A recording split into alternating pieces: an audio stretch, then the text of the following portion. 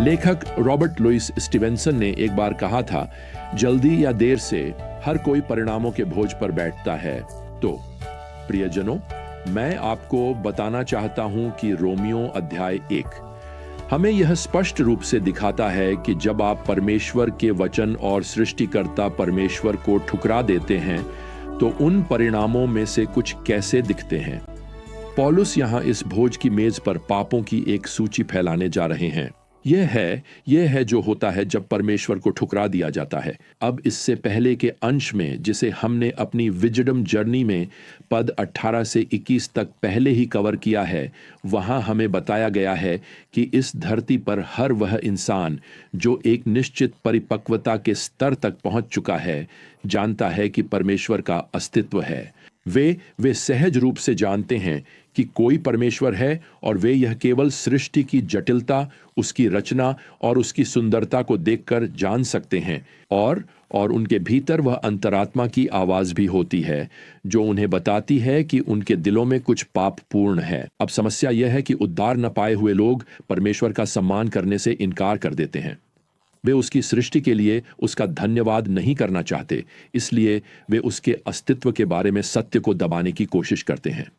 वे प्रभावी रूप से परमेश्वर से कहते हैं, हम अपने पाप को आप सर्वशक्तिमान परमेश्वर से ऊपर चुनते हैं। हम अपनी अंतरात्मा को चुप कराना चाहते हैं। हम चाहते हैं कि आप परमेश्वर हमें अकेला छोड़ दें।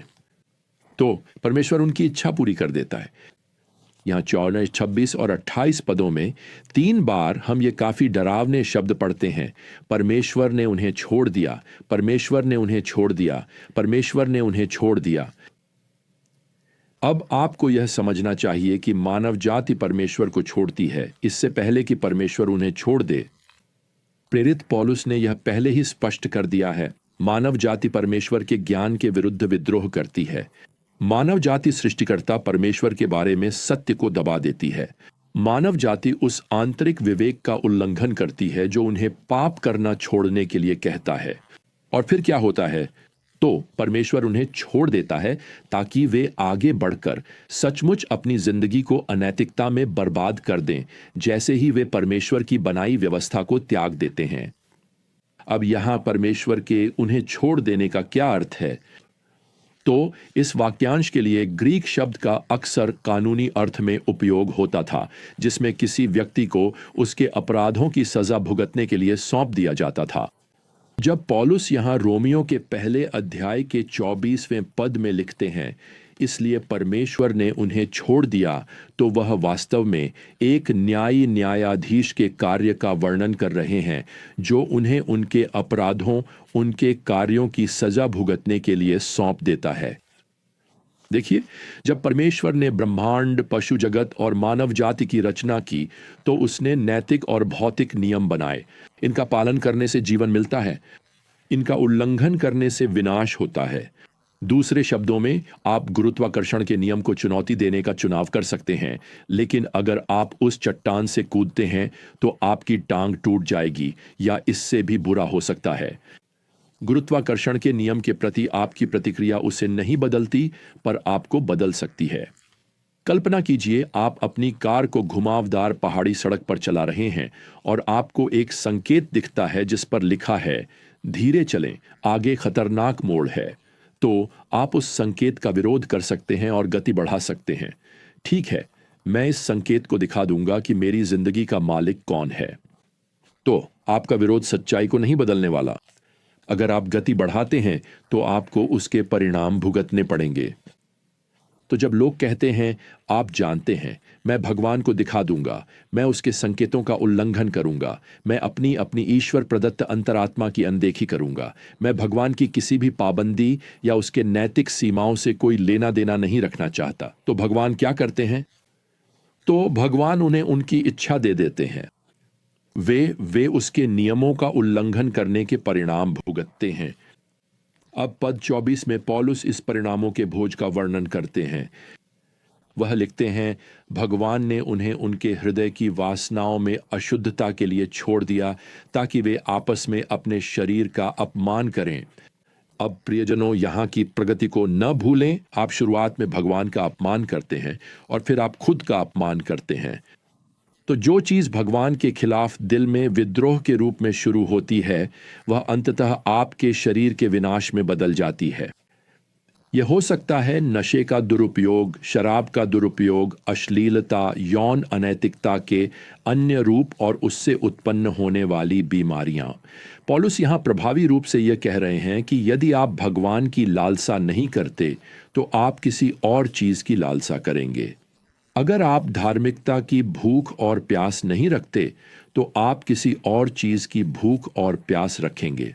आप खुद को यह यकीन दिलाएंगे, ओह ओह यही मुझे संतुष्ट करेगा। नहीं, यह तो नमक वाले पानी को पीने जैसा है। आप पीते हैं और फिर भी प्यासे रहते हैं तो आप और पीते हैं और वह नमकीन पानी आपको अंदर से नष्ट करना शुरू कर देता है। यही पापपूर्ण सुख है। यह वादा करता है कि यह आपकी प्यास बुझा देगा, लेकिन यह कभी भी अपने वादे को पूरा नहीं करता। यह संतुष्टि नहीं देता। मेरी शुरुआती बचपन की यादों में से एक है, जब मैं लगभग 4 साल का था। मैं अब भी अपने घर के उस छोटे से ऊपर वाले बाथरूम की तस्वीर अपने मन में देख सकता हूं जहां मैं बड़ा हुआ। मेरे बड़े भाई जो चुपके से बिस्तर से उठ गए थे, सबके सो जाने के बाद उस बाथरूम के काउंटर पर चढ़ गए थे। उसने दवा की अलमारी खोली और बच्चों की एस्पिरिन की एक नई बोतल निकाली, वही जो वे बनाते थे और जिसका स्वाद संतरे की टॉफी जैसा होता था। और यह उस समय की बात है जब बच्चों के लिए सुरक्षित ढक्कन भी नहीं बने थे। खैर, मेरा भाई लगभग 5.5 साल का था और उसने मुझे भी जगा दिया और मैं वहां गया और मुझे यह सब देखकर खुशी हुई। उसने बोतल का सारा सामान बांट दिया और हम दोनों अपनी पजामा में खड़े होकर हर एक गोली खा गए। हमें लगा कि हम मिठाई की डिब्बी में हाथ डाल बैठे हैं। खैर, हम वापस बिस्तर पर गए और सो गए।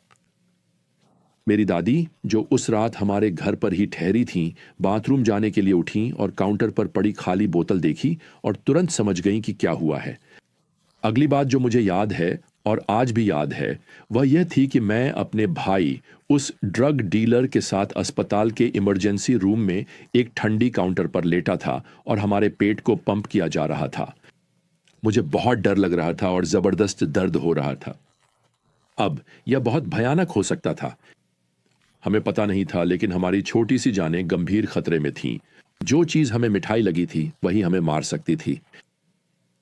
हो सकता है कि आप अभी किसी यौन पाप में फंसे हुए हों। यह आपके लिए किसी मिठाई जैसा है। इस समय यह अच्छा लगता है, सही लगता है, समाज में इसकी सराहना हो रही है। आपके आसपास के लोग आपके फैसलों की पुष्टि कर रहे हैं। मैं यहां हस्तक्षेप करने आया हूं। शायद यह सुनना आपके लिए दर्दनाक हो, लेकिन वह पापपूर्ण गतिविधि आपको धोखा देगी और ठगेगी। आखिरकार यह आपकी जिंदगी को बर्बाद कर देगा।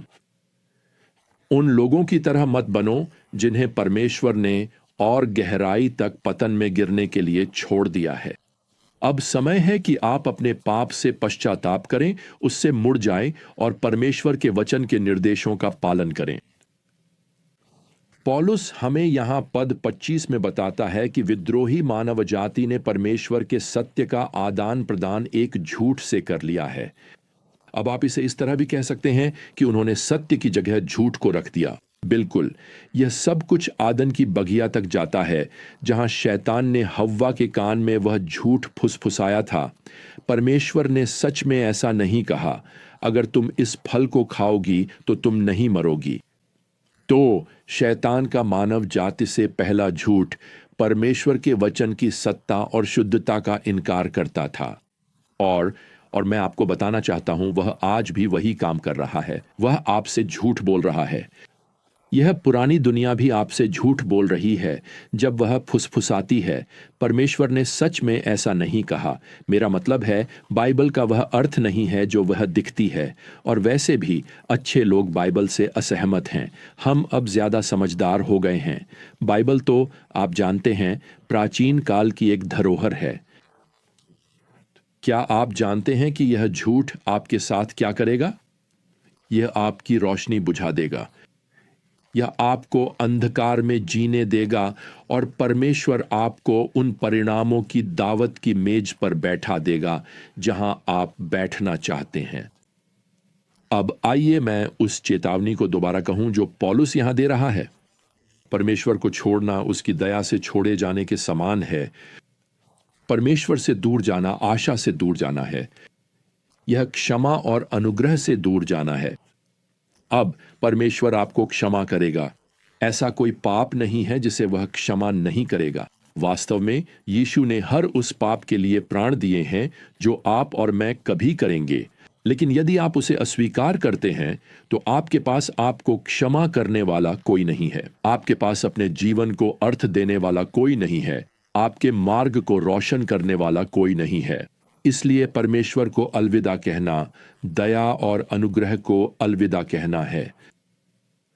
अब मैं उस आशा को नजरअंदाज नहीं करना चाहता जो पौलुस हमें यहाँ पद 25 के अंत में देता है, जहाँ हमारे परमेश्वर को सृष्टिकर्ता कहा गया है जो सदा के लिए धन्य है।